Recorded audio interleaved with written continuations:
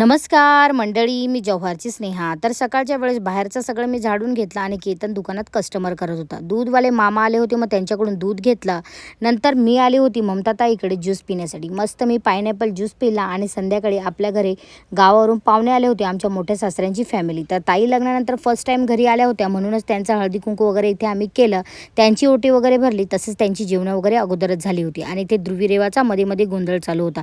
त्यांचा निघायचा टाईम झाला, मग त्यांना हॅलो हाय बाय केलं आणि नंतर मला यायचं होतं गुरवाडीमध्ये लग्नासाठी. मी पण मस्त तयारी केली, फ्रेश वगैरे झाली आणि आली पूनमच्या हळदीला. इथे आली, पूनमला भेटली, पूनमला हळद लावली. ध्रुवीचा पण हट्ट होता, मम्मी मला पण हळद लावायची. मग काय तिची पण इथे फरमाईश पूर्ण केली. लग्नामध्ये भेट झाली नितीन दादाशी. मग नंतर गुरवाडीमध्येच माझ्या मैत्रिणीच्या घरी आलो होतो. मग थोडा वेळ तिच्या घरी बसलो, थंडा वगैरे घेतला. मग आम्ही निघालो घरी येण्यासाठी. रस्त्यात सगळी केतनची गँग दिसली, म्हणजेच त्याचे सगळे फ्रेंड्स भेटले. मग काय ते खात होते आईस्क्रीम. मग काय आम्ही पण इथे आईस्क्रीमवर ताव मारला. मग आम्ही मागवला मस्तपैकी फालुदा एन्जॉय केला आणि तसंच आम्ही हनुमान पॉईंटला राऊंड मारला. मग तिकडनं लक्की मागे मागे माझ्या फिरत होता. मग त्याला मस्तपैकी बिस्किटं वगैरे घेतले, त्याला बिस्किटे टाकले आणि घरी बनवली होती मस्तपैकी चिकन टाकून शेवळा. मग मम्मीने आम्हाला डब्यामध्ये काढूनच ठेवली होती. मस्तपैकी आलो आणि मस्तपैकी चिकन शेवळ्यावर ताव मारला आणि ध्रुवी बघा मस्त हड्डी कशी खाते. तर चला मंडळी, बाय.